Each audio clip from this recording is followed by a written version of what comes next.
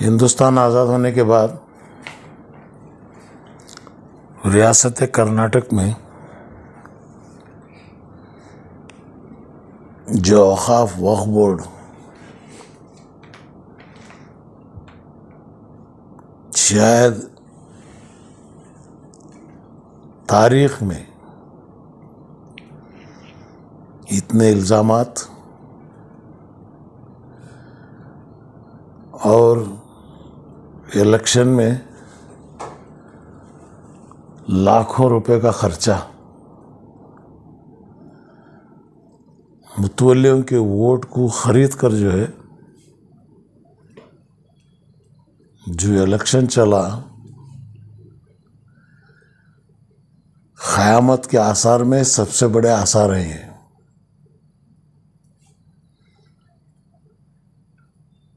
BJP वाले जो वक्फ board के बारे में कह रहे थे, इनके करने को उनके कहने को दोनों आपस में तालमेल मिल रहे हैं। करप्शन 30%, 40%।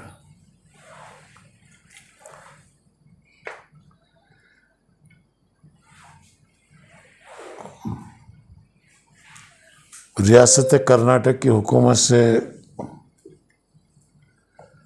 चीफ मिनिस्टर सिद्धरामैया साहब को शायद इन चीज़ों का पता नहीं है, तो जैसे उनको पता चला चेयरमैन का इलेक्शन पोस्टपोन हुआ।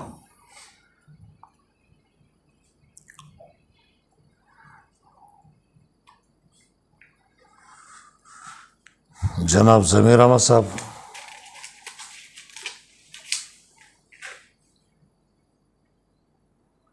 मेरे अच्छे दोस्त भी हैं। मैं ही उनको सियासत में लाया जनता पार्टी के थ्रू।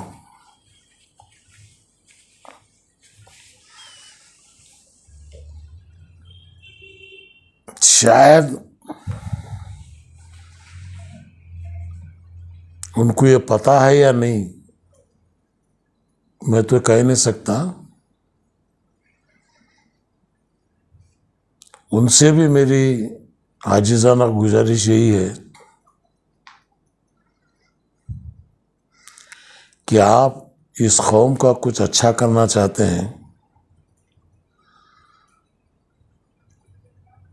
तो पिछले 10 साल की वक्फ बोर्ड की कारगुजारी की सीओडी से इंक्वायरी कराइए।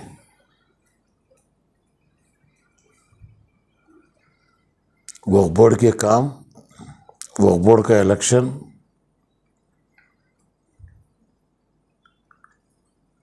आखिरकार ये कहीं न कहीं कौम को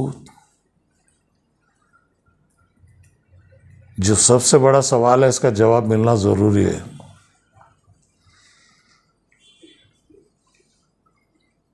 तो सिद्धरामैया साहब को मैं खुसूसन दरख्वास्त करता हूँ, चीफ मिनिस्टर को, इंक्वायरी करें। हाल में मैं काफ़ी यूट्यूब्स वगैरह देखा, काफ़ी उबैदुल्ला शरीफ जैसे सीनियर लीडर और हमारे अशरफ साहब सिराकी और चित्रदुर्ग के लोग खुद मेरे पास आए हुए थे।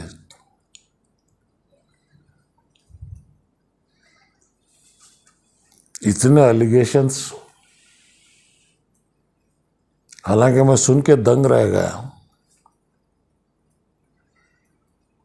सियासत के अंदर करप्शन चलता है, लेकिन अल्लाह के घर और अल्लाह के नाम के पैसे, मस्जिद के पैसे, कब्रिस्तान के पैसे, इसमें अगर घपला अगर शुरू हुआ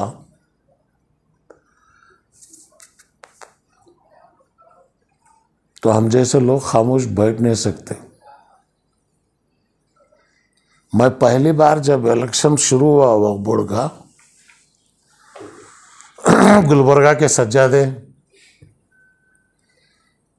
बिल्कुल नौजवान इस्लामिक स्कॉलर, हाफिज कुरान,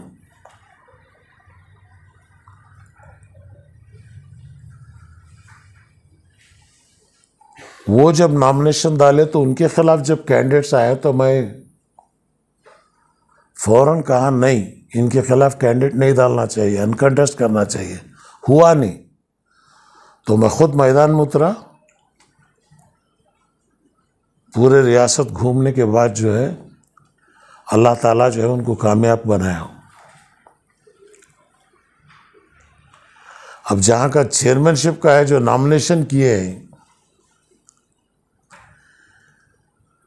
लिस्ट को देख के हैरान भी हुआ, ताज्जुब भी हुआ।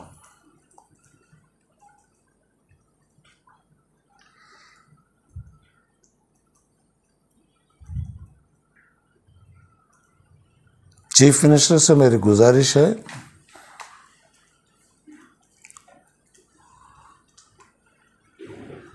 जिन जिन लोगों को आप नॉमिनेट किए हैं उन तमाम का आप इंटेलिजेंस से रिपोर्ट मंगाइए। उनके अखलाक, उनके किरदार, कौन कितने पैसे वक्फ बोर्ड से ग्रांट लिया, कैसा इस्तेमाल किया, कितने करोड़ लिया, कहाँ पर जो है वो इस्तेमाल हुआ, इसका हिसाब किताब क्या है,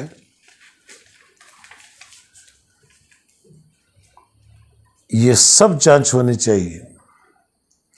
लेकिन यहाँ पुलिस, जज, मुलजिम तीनों एक ही हैं।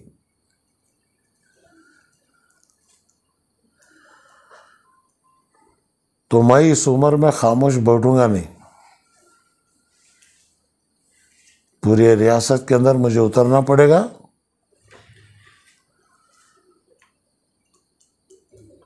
और एहतजाज करना पड़ेगा।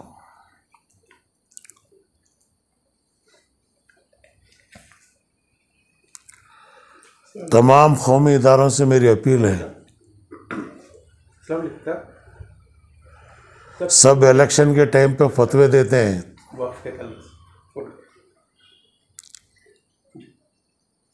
अब वो इदारे फतवे देने वाले उतरे, जांच करें, पूछें, हुकूमत से हिसाब पूछें कि औकाफ की हालत क्या है, क्यों क्या हुआ है।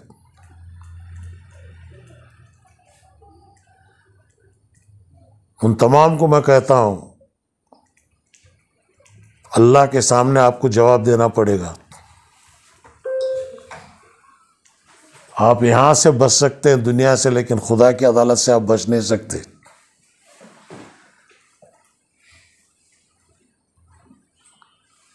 हजरत उस्मान गनी रज़ी अल्लाह ताला अन्हु का वक्फ 1400 साल पहले हुआ, आज भी चल रहा है मदीना शरीफ के अंदर, मक्के के अंदर।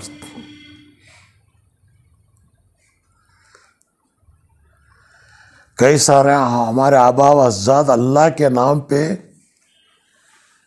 वक्फ किए हैं, खैरात किए हैं। ऐसी चीज़ों में खाने वाले शायद शैतान भी शर्मा रहा होगा इनके करतूतों को देखकर।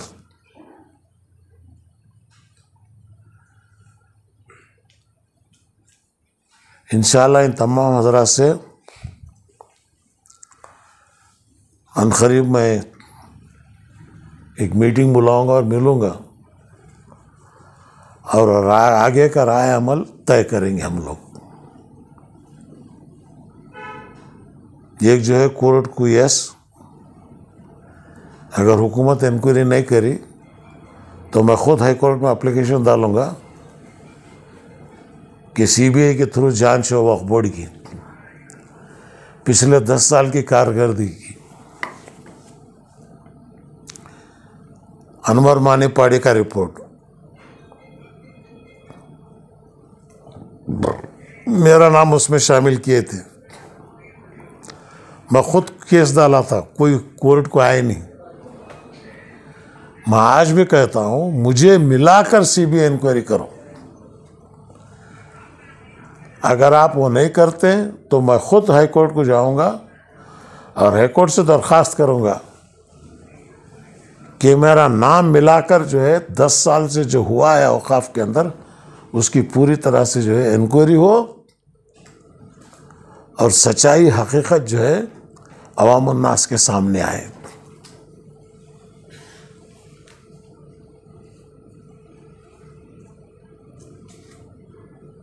और बजट हमारे एमएलए से, मिनिस्टरों से मेरी यही दरख्वास्त है, कांग्रेस पार्टी जो वादा की थी 10,000 करोड़ का, अब बजट पेश हो रहा,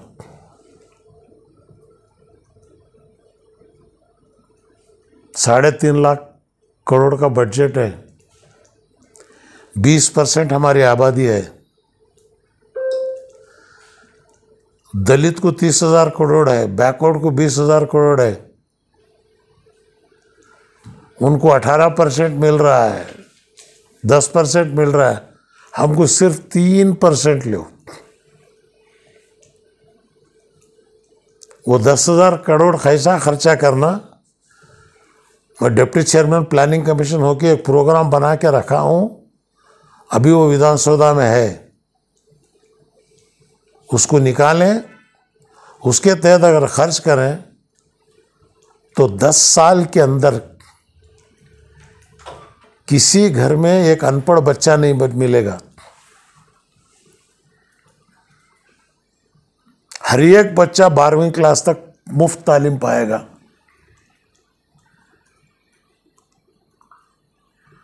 सबसे बड़ी चीज तालीम है। आज कौम को तालीम की जरूरत है। 12वीं क्लास तक अगर आप दे दो उसे, तो वो जो है खुद ब खुद फ्यूचर जो है इंजीनियरिंग हो, मेडिकल हो, वो अपने कदमों पे खड़ के जो है कॉम्पिटिटिव एग्जाम में लिख के आगे आएगा।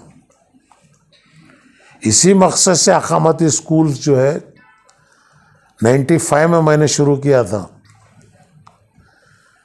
आज वो जो है मोरारजी देसाई स्कूल बन गया है। उसका कॉन्सेप्ट भी बिगड़ा हुआ है। तो मेरी दरख्वास्त यही है कि माइनॉरिटी डिपार्टमेंट के मातहत वो स्कूलें लें और डायरेक्ट माइनॉरिटी डिपार्टमेंट उन स्कूलों को चलाएं।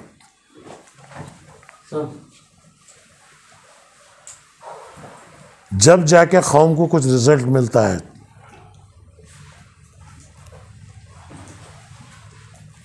वरना मोरारजी देसाई स्कूल में तालीम की तालीम तो बराबर मिल भी नहीं, बल्कि तरबियत तक नहीं है वहां पे।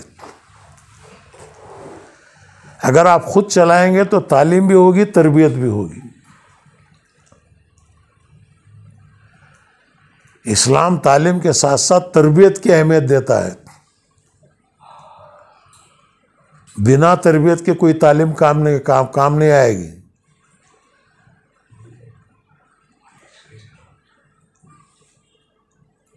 तो इसलिए इस बजट में मुझे उम्मीद है, मैं तो एमएलए एमएलसी कुछ भी नहीं हूं, लेकिन जो लोग हैं वो अपना असर इस्तेमाल करें, चीफ मिनिस्टर से मिलें और मिनिमम 10,000 करोड़ रुपए साल का अपने बजट में लें।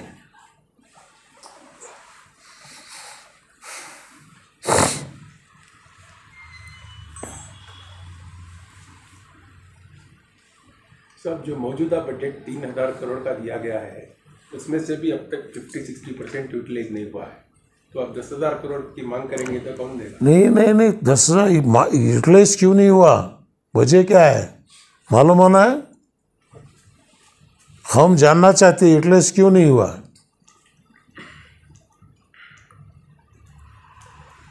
यूटिलाइज ना होने की वजह क्या है? क्या फंड रिलीज नहीं हुआ? रिलीज हुए के बाद खर्चा नहीं हुआ? हमारे ज़माने में तो नहीं था। क्या स्कीम आई वो कम्युनिटी को मालूम ही नहीं करा रहे। नहीं वो वही तो है ना, असलात मिनल गबन। हाँ अब पूरा स्कीमा इनुज अभी 30% 40% पूछेंगे तो फिर कंट्रैक्टर कौन आएंगे काम करने। कई जगह कोई माइनॉरिटी का डिपार्टमेंट का काम लेने तैयार नहीं है, इतने पैसे नहीं है सब हमारे पास देने, हम ना नको बोल रहे। तो इसलिए मैं हालात और बिगड़ने ना दें, काफ़ी बिगड़ चुके हैं, लेकिन मैं आंखों पे पर्दा डाल के बैठ भी नहीं सकता। मुझे अल्लाह को जवाब देना है। हम लोग मैदान में उतरेंगे। नंबर 1 पॉपुलेशन इस कौम का, सेंसस क्यों नहीं रिलीज कर रहे? आबादी कितनी है बताओ।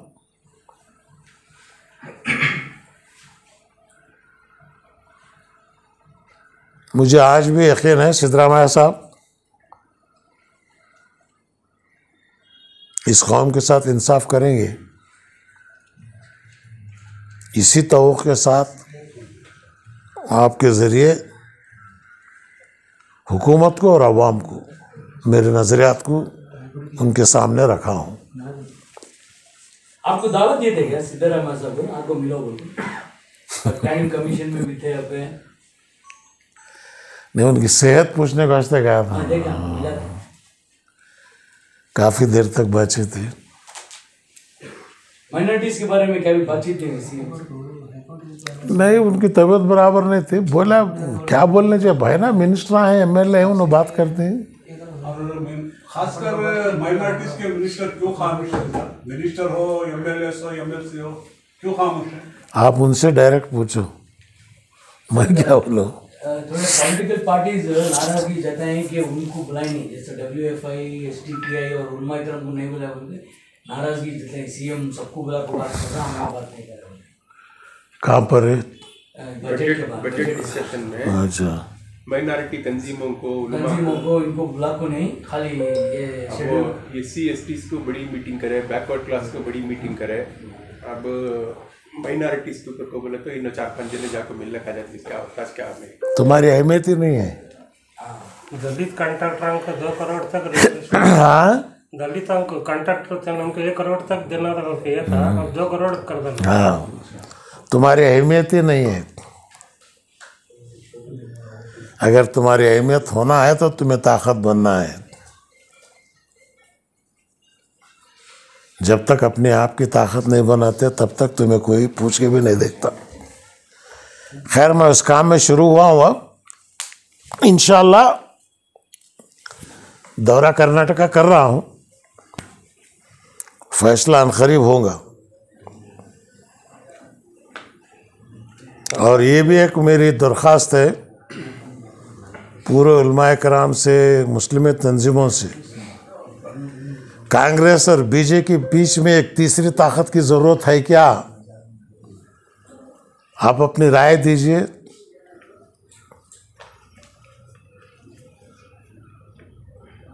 क्योंकि तीसरी ताकत बना के अगर हम निकले आइन इलेक्शन के टाइम पे फतवा दे देते हैं, बी टीम सी टीम को। हाँ, तो इस फतवों से जो है कौम बर्बाद हो जा रही है। तो इसलिए आप माइंड बनाओ।